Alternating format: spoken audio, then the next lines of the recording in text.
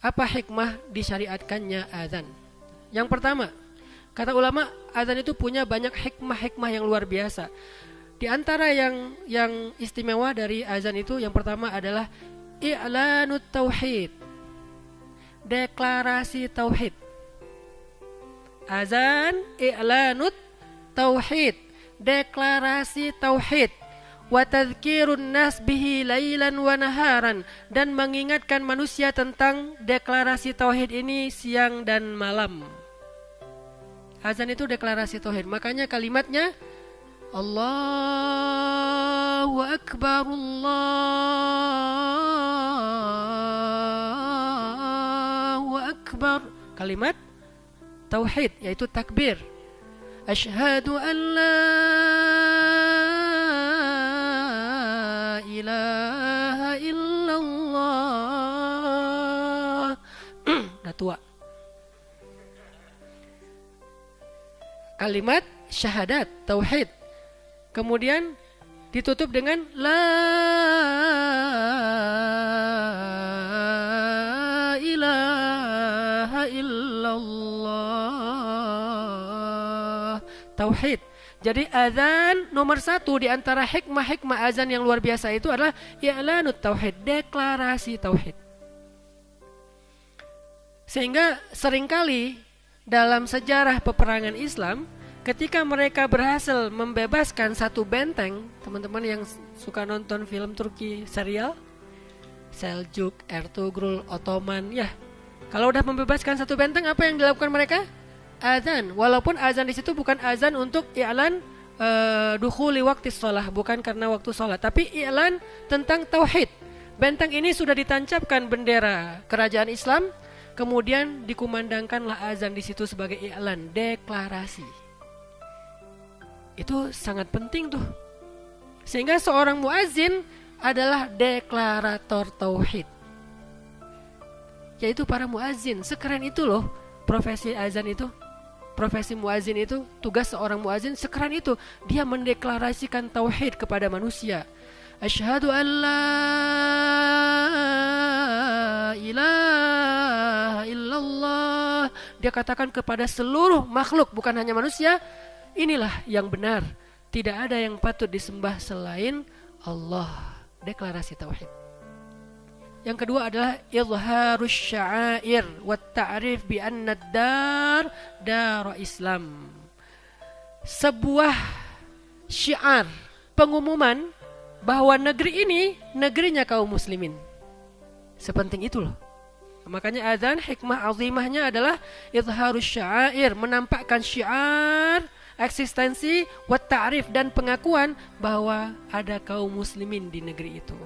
Ada kaum muslimin di komplek itu, ada kaum muslimin di kelurahan itu, dan seterusnya. Tetap dengan kesantunan kita. Kesantunan di sini artinya dengan suara yang indah, dengan bacaan yang baik, itu kesantunan kita.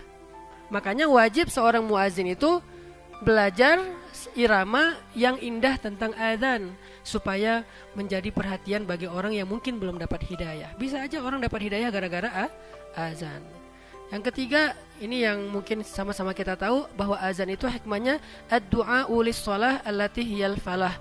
Panggilan untuk mengajak salat karena dialah keberuntungan. Falah itu kesuksesan, keberuntungan. Yang kita tahu di dalamnya ada kalimat hayya 'alal falah, dan Allah sendiri mengatakan Ista'inu bis sabri was shalah, mintalah pertolongan Allah dengan sabar dan salat. Berarti salat itu adalah jalan datangnya pertolongan Allah untuk kita berhasil, sukses dan bahagia.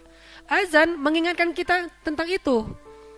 Wahai orang-orang yang bermasalah, sini kalau kamu pengen dapat solusi. Wahai orang-orang yang baru diputusin, sini biar kamu dapat ganti yang lebih baik. Wahai orang-orang yang di PHP-in, sini biar kamu dapat seseorang yang jujur. Wahai orang-orang yang butuh healing, sini biar kamu tenang. Kan gitu kan ya? Jadi azan mengingatkan orang-orang supaya datang kepada hal yang menjadi kebaikan buat mereka. Itu yang disebut dengan ad-du'a lis-shalatil lati hiya al-falah. Karena salat itu adalah sebuah keberuntungan dan kesuksesan. Wa tambihun, dan menjadi peringatan bagi ghafilin hatta la yafutuhum hadzal falah, kepada orang-orang yang masih lalai supaya mereka tidak kehilangan kebaikan dan keuntungan yang ada di dalam sholat itu. Makanya orang yang lagi azan itu harus di dalam suara lantunan azan itu banyak teks yang tersembunyi tetapi diwakili oleh irama. Dalam belajar ilmu maqamat itu sebetulnya kita nggak belajar lagi irama bayati dan segala macam. Kita lagi belajar pesan apa yang ada di balik irama itu. Ketika kita misalnya baca Alhamdulillahi Rabbil Alamin, apa pesan di balik kalimat itu?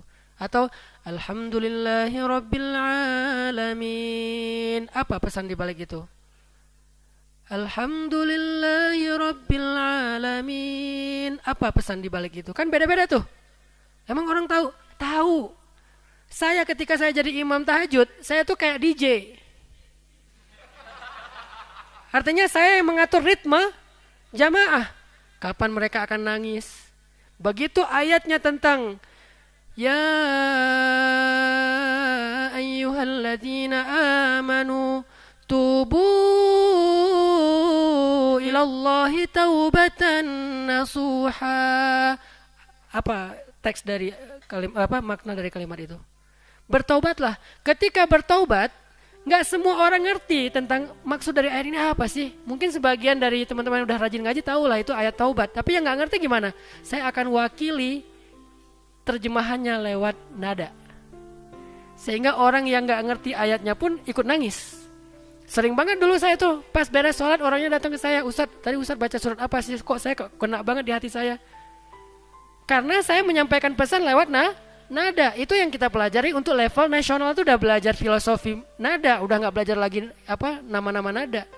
Saya juga udah lupa dengan nama-nama nada. Tapi filosofinya dijaga. Begitu ayatnya la uqsimu biyaumil qiyamah. Begitu kalimatnya kalla idza balagatit taraqiya wa qila man raq wa dhanna annahu al-firaq wal taffatis saqu bis-saq. Kenapa saya naikin?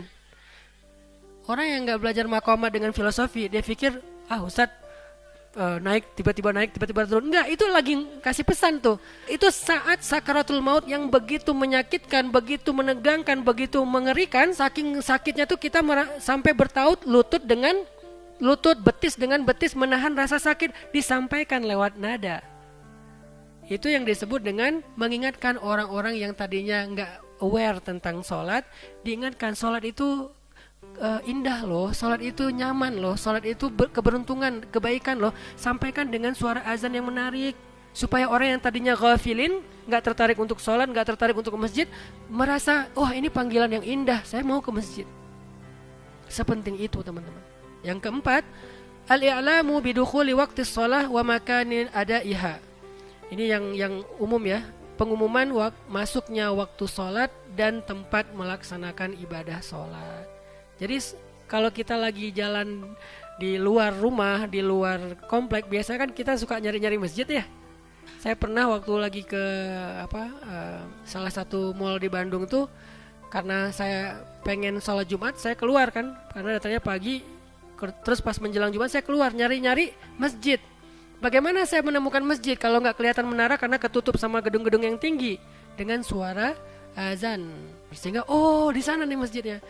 Kalau suaranya saut-sautan banyak, saya akan memilih yang mana yang paling indah. Biasanya kalau muazinnya aja gini, gimana imamnya nih? Allahu Akbar, Allahu Akbar. Udah pasti sudes. Ya, pasangannya ya. Alhamdulillahi Rabbil Alamin. Udah pasti itu satu paket itu. Hukmul azan wal iqamah. Hukum mengumandangkan azan dan iqamah. Azan itu dasarnya disyariatkan untuk sholat 5 waktu dan sholat Jumat aja. Azan dan iqamat itu hukumnya fardu kifayah. Kalau dalam satu wilayah kaum muslimin tidak terdengar suara azan, maka semua kaum muslimin yang ada di wilayah itu menanggung dosa. Penting banget kan peran muazin? Kalau dia nggak azan nih, kelewat ketiduran nih subuh nih, Akhirnya semuanya bangunnya sholat sendiri-sendiri tanpa azan, maka seluruh kaum muslimin yang ada di komplek itu berdosa. Kalau terdengar itu masih satu wilayah. Terdengarnya ukuran siapa nih? Ukuran suara Bilal. Suara Bilal itu ukurannya apa? Suara Bilal itu ukurannya terdengar sampai 40 rumah. Rumah pada masa itu nggak kayak sekarang. Lihat secara historis, jangan secara kekinian. Kekinian rumah 40 rumah cuma segitu. Ada komplek yang makan rapat banget, yaitu di ganggang ya. 40 rumah mah deket atuh. Kalau di ganggang, rumah versi Madinah, jaraknya lumayan, bukan di gang. Rumah itu hook semua itu isinya. Semua rumah itu ada jalan kanan kiri belakang. Kan jauh tuh 40 berarti. Ya kurang lebih segitu, enggak persis sih, kurang lebih. Berarti itu satu wilayah. Kalau segitu enggak ada yang azan, semuanya kena dosa. Selain perempuan. Alhamdulillah ibu-ibu enggak nanggung dosa. Bapak-bapak semua kena dosa, mulai yang balik sampai yang dia uzur. Hadiran wa safaran. Nah, azan itu disyariatkan untuk dilakukan ketika kita hadir. Arti hadir itu bermukim atau ketika kita safar. Ternyata safar juga azan. Gak harus ketika kita mukim, safar kita azan. Adapun kalau tidak ada jamaah cuman sendiri, maka dia menjadi hukumnya sunnah saja. Poin yang bab yang kelima, fadlul adzan, keutamaan adzan. Pertama adalah muazin mendapatkan pahala yang sangat besar di sisi Allah Subhanahu wa taala. Kemudian fadilah yang berikutnya, kata ulama, di antara fadilah adzan, Allah menjanjikan ampunan dosa untuk muazin. Nabi SAW bersabda, muazin itu diampuni dosanya sejauh jangkauan suara azannya. Ini juga menjadi jawaban bagi permasalahan kita. Kenapa kok sejauh jangkauan suaranya? Karena setiap orang atau makhluk Allah yang mendengar azan, itu menjadi ampunan dosa bagi muazin. Bukan hanya orang, makhluk. Kenapa? Seluruh benda yang basah maupun yang kering yang mendengar azan, kata Nabi, memohonkan ampunan untuknya. Makin banyak yang bersaksi, makin banyak dosa kita yang diampuni. Gara-gara, ya Allah saya bersaksi dia baik, ya Allah saya bersaksi dia pernah azan, ya Allah saya bersaksi dia pernah i'lanut tauhid, mendeklarasikan tauhid tentang engkau. Ampuni. Itu dahsyatnya azan. Lalu yang keempat, mendapatkan doa dari Nabi. Nabi SAW pernah mendoakan muazin dengan kalimat, ya Allah, berilah petunjuk kepada imam-imam kaum muslimin dan ampunkanlah dosa-dosa para muazin. Hadis riwayat Ibnu Hibban. Jadi orang yang azan itu, Nabi sebelum ketemu dia, sebelum kenal dia belum lahir sama sekali, udah minta ampun untuknya. Semasa hidup Nabi, ya Allah ampunkanlah muazin seluruh dunia sepanjang masa. Itu doa Nabi tuh. Sehingga siapapun yang mengumandangkan azan setelah doa itu, Allah ampunkan dosanya tadi sejauh suaranya terdengar. Nah, selain hadis yang tadi kita baca di awal bahwa kata Allah, aku pasti memasukkan dia ke surga, ada hadis yang lain dari Abi Hurairah. Kunna ma'a Rasulillah sallallahu alaihi wasallam faqama Bilalun yunadi falamma sakata qala Rasulullah sallallahu alaihi wasallam man qala mithla hadza yaqinan dakhal jannah. Kami, kata Abu Hurairah, pernah sedang duduk bersama Nabi, kemudian Bilal berdiri dan mengumandangkan azan. Lalu ketika Bilal selesai dengan azannya, Nabi bersabda, siapa yang mengucapkan seperti apa yang diucapkan orang ini dengan penuh keyakinan, maka dia masuk surga. Nah ini, bagaimana dengan kita yang gak dapat kesempatan azan?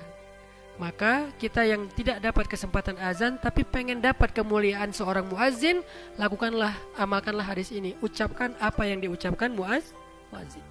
Makanya ketika azan kita diam, pas lagi ada acara kita diam, itu bukan sekedar menghormati azan. Yang terjadi adalah kita lagi rame nih, azan diam, tapi habis itu ngobrol. Gitu kan yang sering kita alami ya. Saya juga kadang-kadang gak sengaja kayak gitu. Jadi tetap diam untuk membaca bacaan muazin. Kayaknya gak usah semua, saya persingkat aja ya. Nah, quwwatul adzan. Ini penting banget nih. Quwwah itu artinya apa? Kuat. Kuat itu bahasa Arab. Dari hadis Abu Hurairah, kalau terdengar suara panggilan sholat, yaitu azan, maka syaitan akan lari terbirit-birit. Kalau terdengar suara azan, syaitan lari terbirit-birit.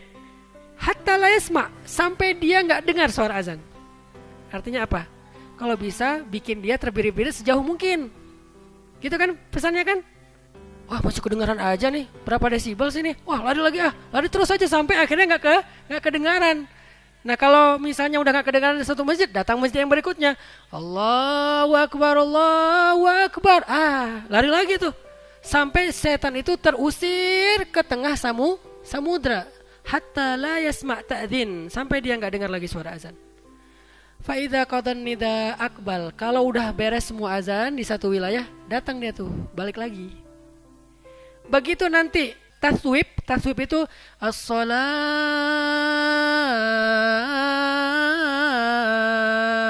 khairum minan naum. Itu taswib namanya. Dan itu salah satu sunnah Nabi. Tapi yang nggak memakai taswib pun kita hargai. Yang penting fikih mah nggak usah ribet. Saya mengambil mazhab taswib, sehingga ada kalimat as-salatu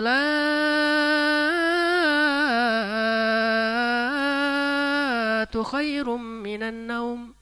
Itu lari lagi dia tuh, adbar lagi tuh. Tadinya mau ngapain dia? Tadinya mau ngeganggu orang yang lagi tidur. Tidur aja udah. Enak, lu kan baru tidur, kan lu insomnia overthinking. Udah lu nanti aja lah, masih bisa kok, masih panjang kok segala macam. Begitu muadzin ngomong as-salatu khairum minan naum, dia lari lagi tuh dari orang yang tidur. Itu pentingnya taswib, supaya membantu saudara kita yang mungkin kesulitan bangkit dari tempat tidur. Fa idza qadat taswib akbal, kalau udah beres taswib dia balik lagi. Setan tuh emang gitu, petak umpet. Hatta yakhtira bainal mar'i wa nafsi, sampai dia mengganggu di antara manusia dengan pikirannya. Dia akan ingatkan kita, uzkur kaza, coba ingat ini. Sering gak nemu ide pas lagi sholat? Oh iya ya. Begitu tadi mikirnya panjang banget gak dapat. Begitu Allahu Akbar, nah bener, nemu aja ide tuh. Entah apa-apa ide. Dan idenya kadang-kadang gak satu. Si setan itu terus-terusan ngingetin kita dengan ide-ide yang brilian. Dan setan juga gak bodoh-bodoh amat juga sih. Jadi dia tahu ide-ide yang brilian yang kita pengenin, dia ingatkan kepada kita. Hatta yadhallar rajul la yadri kam shalla, sampai orang itu lupa dia udah sholat berapa rakaat. Itu yang kita alamin. Tadi udah ruku belum ya?